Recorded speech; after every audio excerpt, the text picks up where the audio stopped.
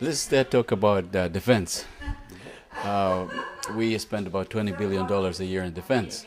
And we have the proposition of this F-35 fighter planes, and we have about 4 submarines, which we're pouring billions of dollars and trying to keep them on. What's your opinion on that expenditure on defense? The Green Party in its annual convention last year identified that spending on the military should probably be about 1.1% of the GDP. And that would put us in line with countries such as New Zealand or Ireland. In other words, I think at the moment it's something like 1.4%. We think that it should in fact be decreased. We see that the expenditures on the F-35 fighter jets seem to be boys playing with toys rather than directing funding to needed social programs, which we think are vital for our security as a country. Our concern also, I think, in relation to defense is the current government is taking a much more aggressive stand in the use of the military. The Green Party has traditionally and continues to hold the view that our military should be used primarily for peacekeeping purposes and also for disaster relief needs. That's where globally we need armies to step in rather than to rattle sabers or to enter into warlike situations. The F-35's purchase is approved by the Liberal government if you were in power? The F-35s, from where I sit, doesn't fit into an intelligent and thoughtful 21st century defense strategy for Canada. Mm-hmm.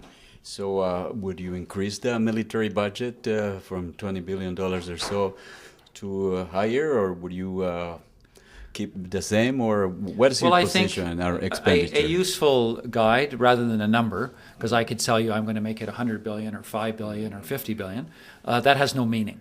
And it has no meaning because it has no relationship to the economy. So the better question is, what would be a percentage of the overall economy that would make sense for defense spending? And something around 1%, which has historically been Canada's average, is probably about the right number. Is that what it is now? It's a little more than that, I believe. So you would reduce the military budget? You're not putting words in my mouth. Off the top of my head, I don't have the exact amount as a percentage of GDP, but I think a working number that's been useful for Canada is about 1%. Mm-hmm. And you would keep putting some money in the submarines, or the 4 submarines? I'm not an expert on Canadian defense policy. You know, go to the Liberal policy platform and check it out, and we can talk about it then. What's your opinion on those expenditures of defense, billions of dollars? Do we need that? No, there's just wasted money.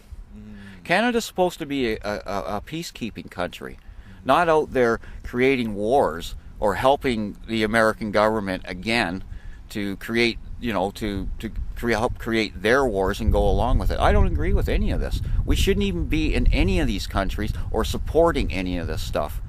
And as far as the money-wise goes, I think like the trillions of dollars that are spent to fight these wars could go elsewhere to improve people's lives rather than destroying lives and bombing all these countries. And for what? Like where would you spend that money? Well, we've got, like here in Victoria, we've got the homeless situation. We've got serious drug problems with the street people here. I mean, the money could have been used there. We could have built housing, got them proper rehab. I'm just saying that as an example, but there's lots of areas that they could have done that with. To improve people's lives, because we're a wealthy nation and there's no reason for Canada to get involved in any of this stuff, because we're no longer a peacekeeping nation. What I'm seeing is I'm seeing a bunch of war criminals in government, and that's just my opinion. People will disagree with me on that, but if people really looked into the issues, they would see that there's something not right here. Especially with the United States, again, setting these wars up and going in and destroying innocent people's lives. I mean, no, I don't want to see that kind of stuff. You think that those billions of dollars are well spent on army?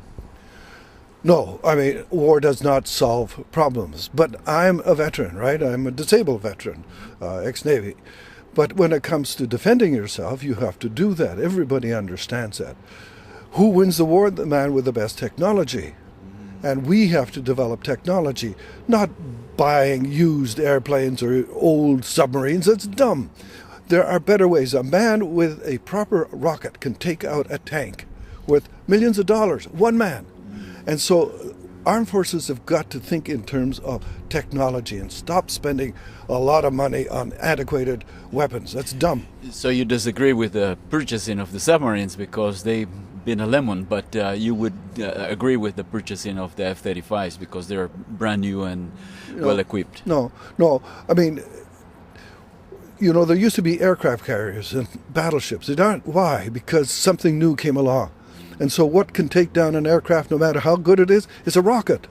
And so we're going to improve our technology, not spend billions of bucks on airplanes. Airplanes are hardly any value at all. Reconnaissance, right, and maybe bombing. But no, there are better and smarter ways to go. And we have to invest a great deal more in technology, invention, ingenuity. Canada was a leader, and now it's behind. You think that our budget, defense budget, is too low? Then we should increase it. No, I'm saying that it's in the wrong direction.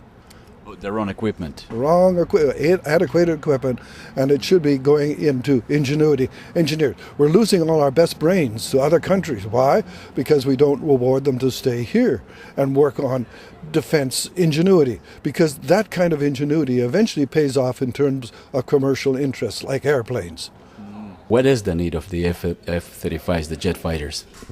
Well, first and foremost, our military, and we just spent a day and a period of time in Canada and around the world recognizing and respecting those that have sacrificed for our country.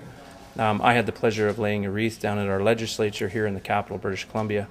I've got grandparents that served, and to me, it's really important, our folks that served in the military.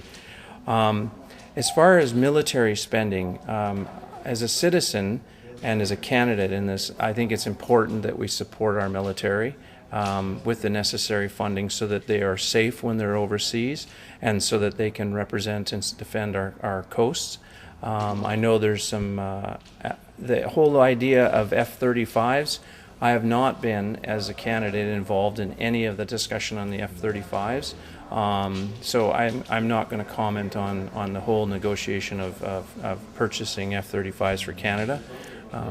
Do we need 4 submarines that we have? We're spending billions of dollars and refurbishing them for the past few years. Do you think we need them?